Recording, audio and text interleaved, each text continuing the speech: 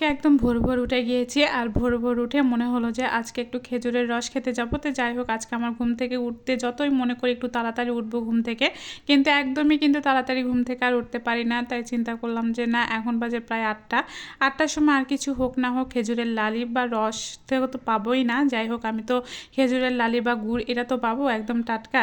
তো যে দেখি না কি হয়, এটা মনে করে আসলে যাওয়া। তারপরে কিন্তু আরেক উদ্দেশ্যে গিয়েছিলাম, কিন্তু পরে সেই উদ্দেশ্য আর হয় নাই যে সকালে নাস্তা করে একদমই বাড়িতে ফিরবো। তো যাই হোক, দেখেন আমার হাতটাতে আমার মেহেদিটা কেমন সুন্দর হয়ে লেগেছে। আমি হাতে কিন্তু খুব একটা মেহেদি পরতে বেশি পছন্দ করি না, সবসময় আমার লোকে কিন্তু মেহেদি পরতে বেশি পছন্দ করি। তো যখনই দেখবেন আপনারা কিন্তু দেখবেন যে আমি কিন্তু লোকে সবসময় মেহেদি পরে থাকি। আর এই মেহেদির কালারটা এত সুন্দর হয়েছিল। আমি শুনেছি হাজব্যান্ডরা নাকি হচ্ছে বেশি ভালোবাসলে তার কালারটাও সুন্দর হয়। তো অটোমেটিকলি কিন্তু আমি আবার হাঁটতে হাঁটতে চলে আসলাম। এই যে আমার হচ্ছে খেজুরের রস যেখানে জাল দিচ্ছে, এসে দেখি যে খেজুরের রস জাল দেওয়া হচ্ছে। প্রায় কিন্তু একদিকে খেজুরের রস জাল দিয়ে খুব একটা ঘন হয় নাই, এখানে রসটাই জাল দেওয়া হচ্ছিল। আর আরেক সাইডে কিন্তু প্রায় হওয়া হওয়া সেই দিকে কিন্তু হচ্ছিল। তো যাই হোক, আজকে কিন্তু আমি আপনাদেরকে দেখাবো একদম A to Z, মানে প্রথম থেকে কিভাবে খেজুরের রস জাল দেওয়ার পরে একদম গুড় তৈরি করা হয়, সেটাই কিন্তু সেই প্রসেসিংটা আজকে আমি আপনাদেরকে দেখাবো। অবশ্যই কিন্তু সাথে থাকবেন। তো যাই হোক, ওই যে বললাম যে সকালবেলা ঘুম থেকে উঠে আমি কিন্তু প্রতিদিন মনে করি অনেক তাড়াতাড়ি ঘুম থেকে উঠবো, কিন্তু উঠতে পারিনি। আর এই যে দেখেন, এখন এসে দেখতেছি যে এই সাইডেরটা হয়ে গিয়েছে। আমরা যখন শহরে বাস করি, শহরে বাস করলেও কিন্তু এটা আমার বাড়ি থেকে বেশি দূরে না, মানে এখানে কিন্তু সব অন্যান্য জায়গা থেকে সবাই এসে কিন্তু হচ্ছে এখানে গাছ লাগায়। আর এই গাছ লাগানোর জন্য কিন্তু হচ্ছে আমরা অথেন্টিক গুড়গুলা পেয়ে যাই। আর এই অথেন্টিক গুড়গুলা পেতে বা খেতে কিন্তু অনেক অসাধারণ। আর এই যে গুড়টা দেখছেন, এটা একদম হচ্ছে মনে হচ্ছে প্যারা সন্দেশ খাওয়ার মতো একটা টেস্টি একটা হচ্ছে মানে গুড় ছিল এটা। এটাতে কিন্তু দুধ, তেজপাতা, তারপরে হচ্ছে দারচিনি, গরম মশলা সম্পূর্ণ কিন্তু এটাতে এই মানে এখানে যেটা গুড়টাতে জাল দেওয়া হয়েছে এটাতে ছিল। আর আরেকটাতে যেটা দেখছিলেন যে হচ্ছে ওইটাতে কিন্তু নর্মালি ছিল। তো যাই হোক, ওটা নর্মাল গুড় হচ্ছিল। আর এটাতে হচ্ছে এটা অর্ডারই একটা কাজ ছিল, সেই অর্ডারের হচ্ছে গুড় তৈরি হচ্ছিল। যাই হোক, আমিও কিন্তু একটু চেষ্টা করলাম দেখি ভাইয়াদের মতো পারি কিনা। তো যাই হোক, মাশাআল্লাহ আমিও কিন্তু পারছিলাম। তো পরে দেখি হাত লেগে যাচ্ছে। আসলে যে কোনো কাজই কিন্তু অনেক কঠিন ব্যাপার, আর অনেক কঠিন হয়ে যায় এই কাজগুলো করতে। তো সবাই বলছিল যে আজকে আমাদের গুড়টা অনেক মজা হবে, টেস্টি হবে। তো যাই হোক, সত্যি হবে কিনা জানি না, করছে আপু আজকে আপনার হাত পড়েছে, এই জন্য আমাদের গুড়টা কিন্তু অনেক টেস্টি হবে।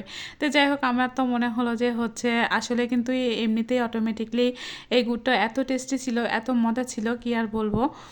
তো যাই হোক, সবচাইতে কিন্তু গুড়ের অথেন্টিক কালারটা কিন্তু এইটা থেকে আসে। আমরা মনে করি অনেক সময় সোটা বা এটা ওটা দেয়, আসলে ওইটার থেকে না। যখন আপনি হচ্ছে যে এরকম করে, এটাকে কী বলে আসলে আমি জানি না। তো এই কালারটার থেকে কিন্তু আপনার এই অথেন্টিক কালারটা আসে। আজকে কিন্তু আমি প্রথম থেকে দাঁড়িয়েছিলাম আর গুড় বানানোটাও দেখছিলাম।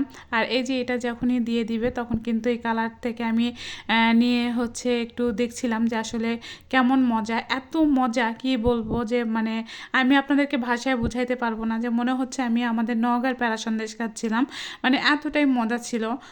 তে একটা সন্দেশের মতো আসলে স্বাদ ছিল।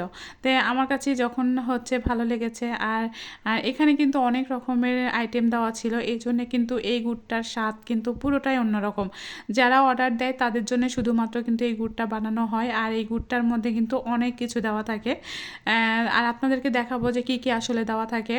আর এখানে গুড়গুলো এখন গামলায় ঢেলে সবচাইতে বড় যে কাজটা হবে সেটা হচ্ছে আপনার ঘুটনি দিয়ে, মানে ঘুটা, আমি তো বলি ঘুটা, আপনারা কি বলেন জানি না। তো প্রথমে কিন্তু এখানে দিয়ে দিল হচ্ছে কাজু বাদাম, তারপরে দিয়ে দিল হচ্ছে আপনার কিশমিশ, তারপরে দিয়ে দিবে আপনার পেস্তা বাদাম, বাদাম। আর এই চীনা বাদামগুলো খেতে কিন্তু আমার অটোমেটিকলি এমনিই ভালো লাগে। তো যাই হোক, এখন কিন্তু এগুলো সব ভালোভাবে দিয়ে এই যে দেখেন যে ঘুটার একটা হচ্ছে পরিবেশ, মানে এইভাবে যত ঘুটবে ততই কিন্তু আসলে ভালো লাগবে। আপনি দেখবেন যে যখন গুড়টা বেশি ঘুটা হয় তখনই কিন্তু আসলে এটার কালার এবং যত ভালোভাবে মিশাতে পারবেন ততই কিন্তু এটার স্বাদ এবং কালারটা একদমই অন্যরকম হবে। এটাই কিন্তু মেন কাজ, যত মিশানো যাবে ততই কিন্তু গুড়ের কালারটা সুন্দর আসবে।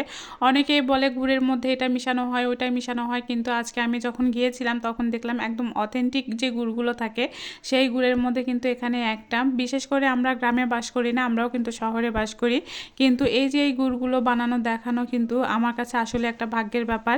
আমি আজকে অনেক দিন পর, মানে অনেক কয়দিন ধরে চেষ্টা করছিলাম যে আজকে যাব, কালকে যাব, পরশু যাব, কিন্তু বিশ্বাস করেন মানে বহুদিন হলো আমার হচ্ছে এখান থেকে রস খাওয়া হয় নাই।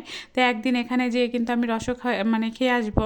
তো তারাও কিন্তু আমাকে বলেছে যে আপু একদিন আসবেন, আপনাকে রস খাওয়াবো। তো যাই হোক আজকে রসের টাইমে যাইনি, কারণ আমার ঘুম থেকে উঠতে উঠতে প্রতিদিন মনে করি যে একটু তাড়াতাড়ি উঠবো, তারপরে কিন্তু আর ওঠা হয় না, আমি একটু দেরিতেই ঘুম থেকে উঠি।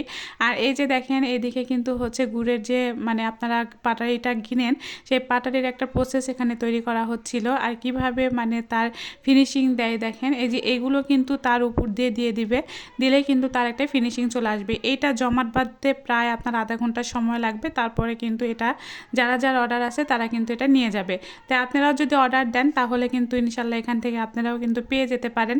যদি অর্ডার দেন যে না আপনি এইরকম হচ্ছে অথেন্টিক একটা গুড় খাবেন, তাহলে এখানে চলে আসতে পারেন।